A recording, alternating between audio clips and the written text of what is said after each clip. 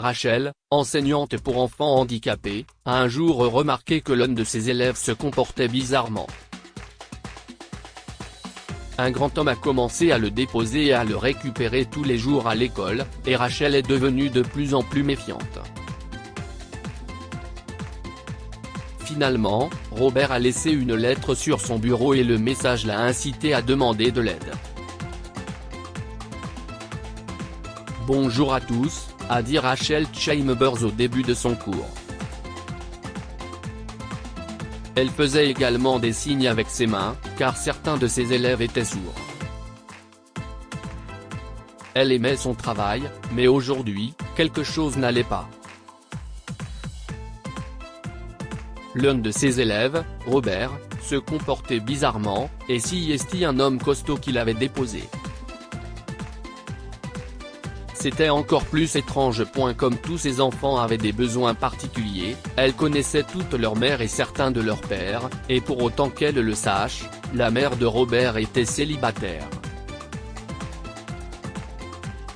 Cet homme devait être son nouveau petit ami, et elle devait voir s'il était gentil avec Robert.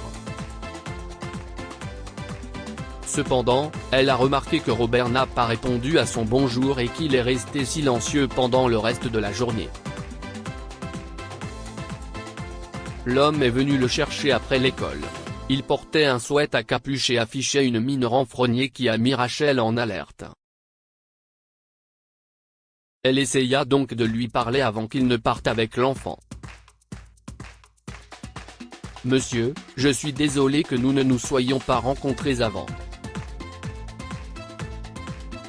Vous êtes le père de Robert ?» a-t-elle dit sur le ton le plus enjoué possible. L'homme leva les yeux une seconde et grommela, « Oui, je le suis. Désolé, je dois y aller. » Et il emmena Robert rapidement. Rachel ne pouvait pas les suivre pour l'instant, mais elle voulait aller au fond des choses. Elle essaya d'appeler Sarah, la mère de Robert, cet après-midi-là, mais elle ne répondit ni au téléphone ni à la ligne fixe de son domicile. Étrange. Sarah était une mère impliquée et ne manquait jamais une occasion de parler à Rachel des progrès de Robert. Il avait des difficultés d'apprentissage qu'il avait amenées dans sa classe, mais il n'était pas stupide.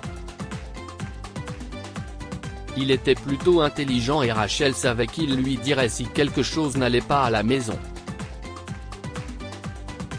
Mais elle devait attendre pour le moment. Le lendemain, le même homme a déposé Robert à l'école et n'a pas regardé Rachel quand elle a essayé de lui sourire. Elle décida de s'approcher du petit avant de commencer son cours, alors que les autres enfants arrivaient encore. Elle se pencha sur son bureau et s'assura qu'il la regardait bien en face. « Hé, Robert.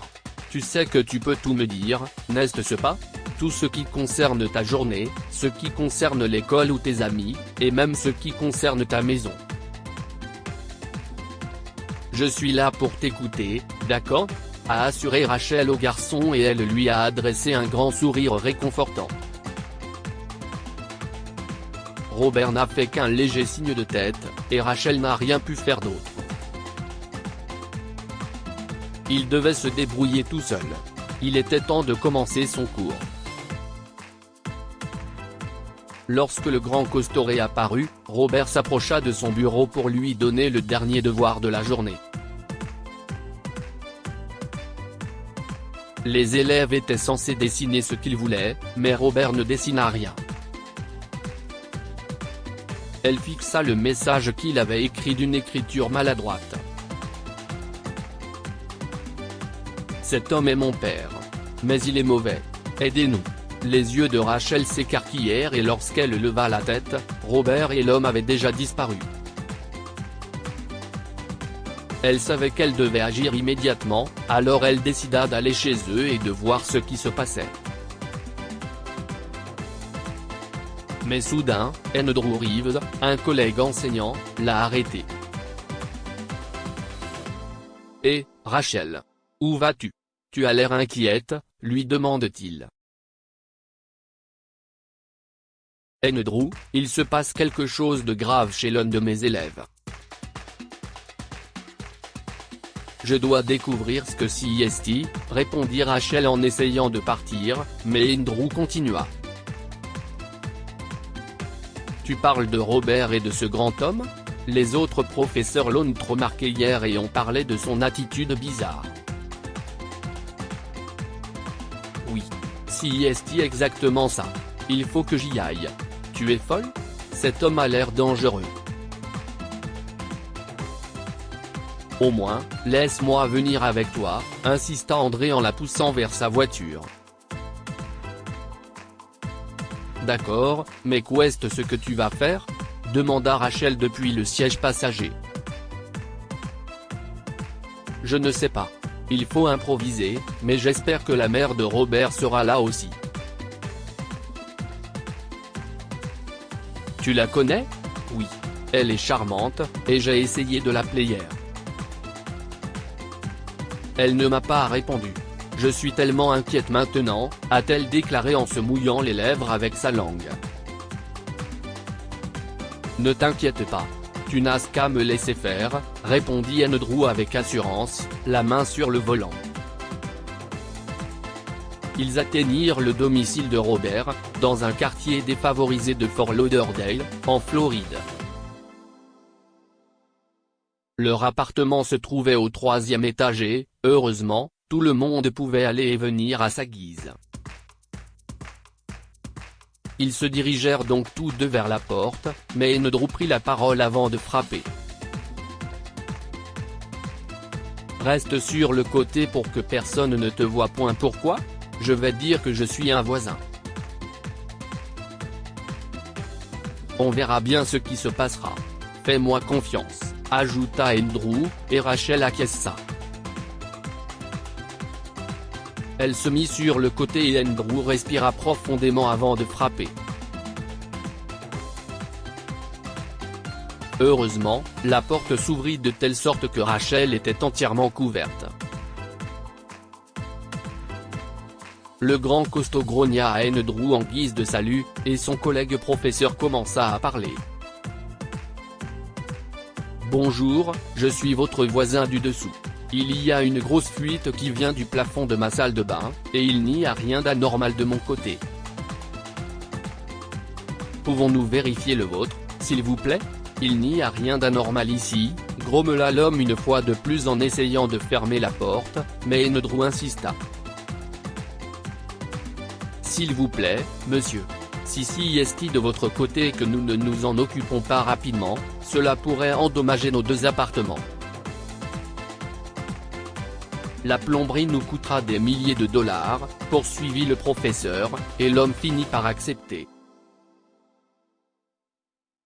D'accord, mais vérifions rapidement. Je n'ai rien remarqué, dit-il en faisant signe à Andrew de le suivre rapidement. C'est alors que Rachel jeta un petit coup d'œil à l'intérieur de l'appartement, tout en restant à l'extérieur. Andrew suivit l'homme en regardant furtivement autour de lui. Il aperçut alors Sarah recroquevillée avec Robert dans l'une des chambres. Il s'est retourné et a fait signe à Rachel d'appeler la police. Heureusement, l'homme ne le vit pas et Rachel composa rapidement le 911. Il fit semblant de regarder dans la salle de bain et prit la parole. « Je suppose que c'est de mon côté. Je suis désolé de vous avoir dérangé avec votre femme et votre enfant, a dit Andrew, en quête d'informations. C'est ma copine, mais oui, peu importe, que ça ne se reproduise plus, grogna l'homme une fois de plus. Oh, attendez. Je crois que je l'ai déjà rencontré. Bonjour, mademoiselle. Je suis votre voisin, a dit Andrew dans le couloir, et Sarah sembla le reconnaître comme étant de l'école de Robert.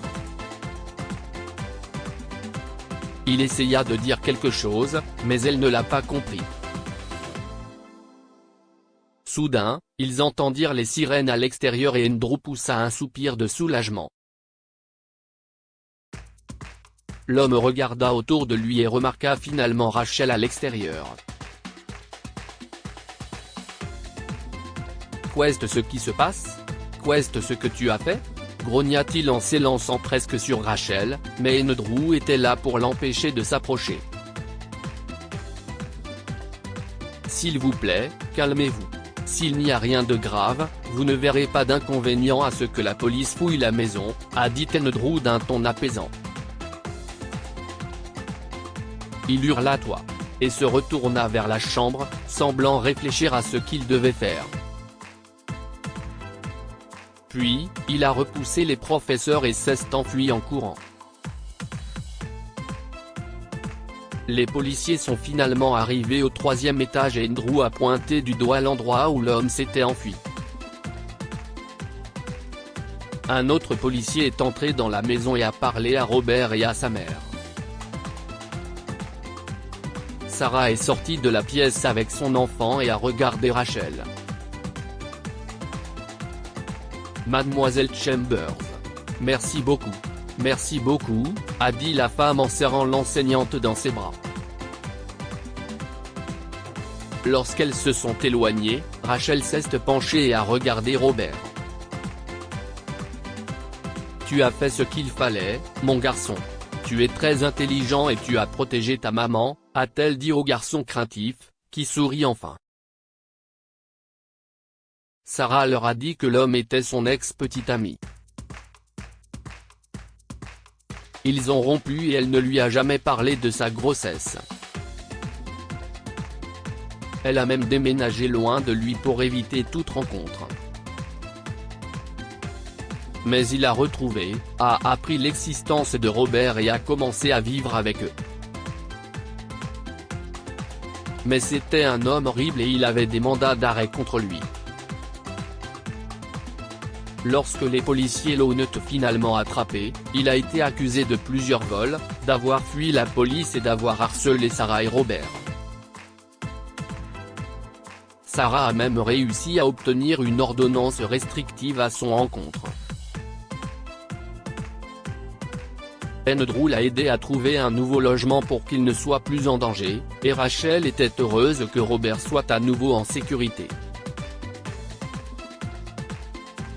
Que pouvons-nous apprendre de cette histoire? Suivre son instinct peut sauver la vie de quelqu'un. Rachel a su que quelque chose n'allait pas lorsque Robert a commencé à agir bizarrement et que le grand homme a commencé à le déposer. Elle a suivi son instinct et les a secourus. Demandé de l'aide avant de faire quelque chose de radical. Heureusement, Andrew a empêché Rachel de se rendre seule chez Robert, mais elle aurait dû demander de l'aide elle-même. Partagez cette histoire avec vos amis. Elle pourrait les inspirer et illuminer leur journée.